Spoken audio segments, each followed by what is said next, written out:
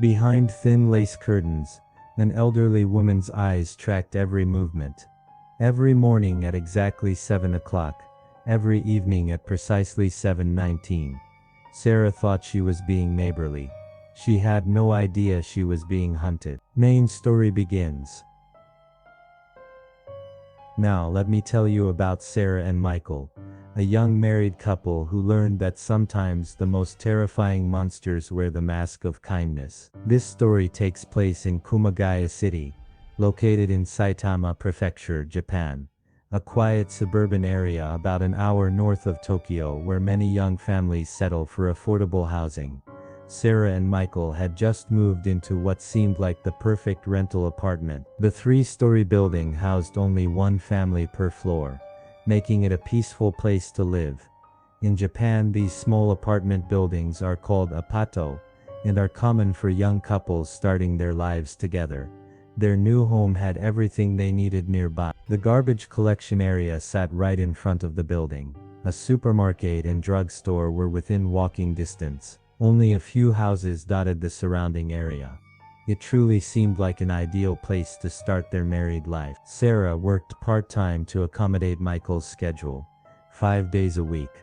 She left home around 8 in the morning and returned by 4 in the afternoon. Since her workplace was close and she often stopped at the supermarket on her way home, she commuted by bicycle, a very common way to travel in Japan. Right next to their apartment building across from the parking area, lived an elderly woman in a small rental house. In Japan, it's customary for neighbors to gradually build relationships, especially in smaller communities, like this one.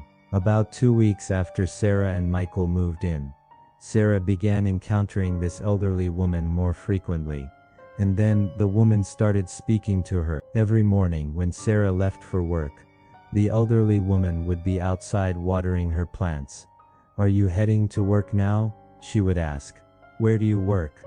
When Sarah returned home, the woman would be wandering around outside, seemingly without purpose, and would call out to her. If Sarah had stopped at the supermarket, the woman would say, "You went to the supermarket after work, didn't you? Today's special was on vegetables, wasn't it?" Sarah thought to herself, even though this is just a rental, maintaining good relationships with neighbors is important. In Japanese culture, maintaining harmony with neighbors, called kenjo zukiai, is considered very important for peaceful community living. So Sarah made an effort to communicate with the elderly woman. She often initiated greetings herself, trying to be friendly and respectful. This lifestyle continued for about 6 months. Then Sarah began to notice that the elderly woman's behavior was escalating. On mornings when she left for work, the woman would ask, "You finish around 4 today too, don't you? You're leaving earlier than usual today, aren't you? You're running late today. Did you oversleep?" These questions became increasingly intrusive. After shopping trips, Sarah noticed the woman staring intently at her shopping bags. "You're making that for dinner tonight, aren't you? How many days will that last you?" The woman seemed to be peering into their private lives. At first Sarah thought, she's an elderly woman living alone. She's probably lonely and just wants someone to talk to. In Japan, elderly isolation is a serious social issue, and many seniors do become overly interested in their neighbors' lives due to loneliness. Sarah tried to respond kindly at first, but day by day, the woman's behavior became more familiar and bothersome. When Sarah consulted with Michael about it, he said, "She probably just likes you. She never talks to me at all," and laughed it off. Sarah thought, well, I suppose being liked is better than being disliked. But she also decided, from now on I should try to keep my distance. From that day forward, Sarah began responding to the woman's calls half-heartedly. Sometimes she even pretended not to notice her. After several days of this treatment, the elderly woman stopped approaching Sarah. Instead, she began targeting Michael.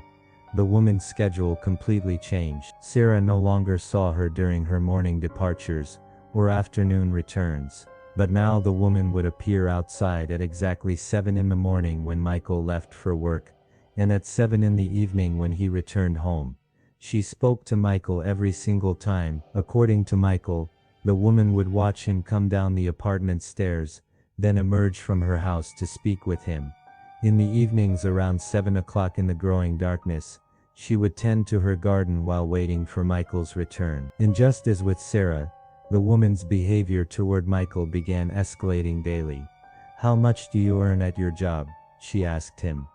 Michael had assumed she was just a neighbor making polite conversation. But when she started asking such personal questions, he told Sarah, "That old woman is seriously weird, isn't she? She's actually scary." Indeed, the elderly woman's behavior was excessive.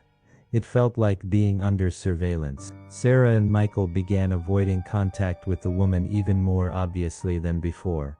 The woman seemed to sense something, because her frequency of approaching them decreased dramatically. For about 6 months, they had peaceful days without interacting with the elderly woman. However, several months later, one morning around 7 o'clock, something unexpected happened. The elderly woman suddenly came to visit their home. In their year of apartment living, this was the first time she had ever come to their door. "Hello," Sarah called out as she opened the front door. "Your garbage got scattered by crows," the woman said. In Japan, crows are a significant urban problem, often tearing open garbage bags and scattering contents across streets. Worried that their garbage had created a mess in the shared garbage area used by all neighbors, Sarah immediately went to clean up the scattered trash. The garbage area showed no sign of crows, only their household's burnable garbage was scattered miserably across the ground. Sarah quickly began cleaning it up. The elderly woman helped her with the cleanup. Sarah thought to herself, "What a terrible attitude I've had towards such a kind woman."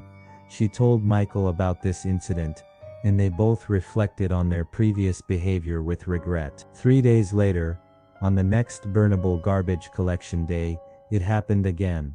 The elderly woman came to their home once more. "Your garbage got scattered by crows again. You should clean it up," she said. "What? Again?"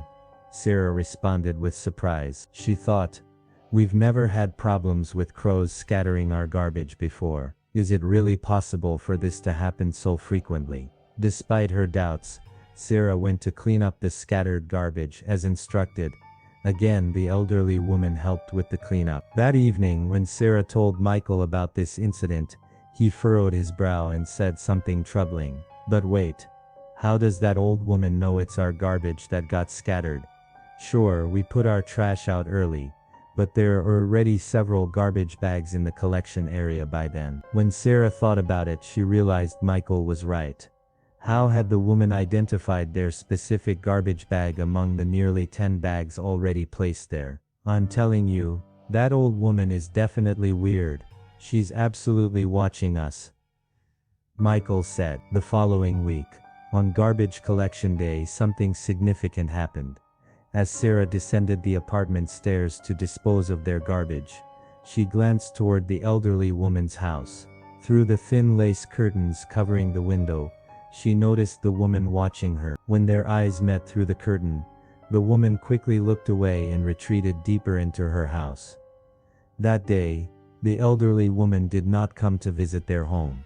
Sarah began to feel certain, she really is watching us. On the next garbage collection day, Sarah again looked toward the woman's house window as she descended the stairs. Heavy curtains covered the window, but there was an unnatural gap of several centimeters between them. Sarah couldn't see the woman from her position, but she felt absolutely certain that someone was peering through that gap. That day, too, the elderly woman did not visit their home. The following week, Michael took out the garbage before leaving for work. Around 7 that morning, the elderly woman came to their home again. "Your garbage got scattered by crows again. I guess animals like the food that young people eat," she said with a strange comment. Though Sarah felt increasingly disturbed by the woman's behavior, their garbage really was scattered. So she went to clean it up. The elderly woman, mysteriously, helped with the cleanup again. "Don't you think that old woman is suspicious?" Next garbage day, "Let's watch the garbage area for a while," Michael suggested when Sarah told him about the morning's events. Though Sarah wasn't enthusiastic about the idea, they had no other way to confirm their suspicion. On the next garbage collection day, Sarah deliberately put out their trash earlier than usual. Then she and Michael secretly watched the garbage area from their home. 4 garbage bags, including theirs, were already placed in the collection area. Almost immediately after they began their observation, the elderly woman emerged from her house. Oh no, so that's what's happening, Sarah thought. But what happened next was beyond her expectations. Without hesitation, the woman approached their garbage bag specifically. She grabbed their bag and tore it open, scattering the contents across the ground. "What is that old woman doing?" Michael whispered. Sarah and Michael were struck with horror. It wasn't exactly fear. It was more like revulsion at witnessing something deeply unsettling. They could only stare in shock at the bizarre scene unfolding before them. 30 minutes later, the elderly woman came to visit their home. "The crows scattered your garbage," she said with a pleasant smile. Standing before this woman who could lie so casually and cheerfully, Sarah found herself trembling with unease. Then Michael spoke up. "Excuse me, but we were watching from upstairs. You're the one who scattered our garbage, aren't you?" Michael delivered this statement calmly. The woman's response was explosive. "What are you talking about? The crows had scattered it, so I chased them away," she screamed hysterically, continuing to maintain her lie. What was her purpose? If this was harassment in response to their unfriendly attitude, why did she help clean up the garbage? Or did she simply want contact with the married couple? If so, this method was beyond comprehension. While Sarah puzzled over these questions, Michael continued confronting the woman. "I told you it was the crows," she kept screaming hysterically. No matter what Michael said, the woman continued lying. To Sarah, she no longer seemed human. She appeared to be something else entirely. Something that couldn't understand human language. For 3 months after the so-called crow garbage scattering began, their garbage continued to be scattered every collection day. When their apartment lease renewal came up several months later, Sarah and Michael moved out. The elderly woman's actions were probably motivated by anger at Sarah and Michael's cold attitude toward her. But even so, her behavior was utterly unreasonable. When Sarah actually witnessed the woman scattering their garbage, she felt genuine terror. In their new home, they're blessed with wonderful neighbors, and can dispose of their garbage peacefully every day. But sometimes, late at night, Sarah still wonders.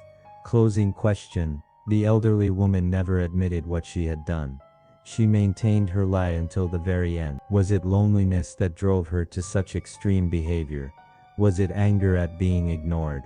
Or was there something else, something darker watching from behind those lace curtains? In your own neighborhood, have you ever noticed someone watching a little too closely? Someone who knows just a bit too much about your daily routine? The next time you take out your garbage, you might want to look around, because you never know who might be watching. And you never know what they might do to get your attention. Some neighbors are closer than you think.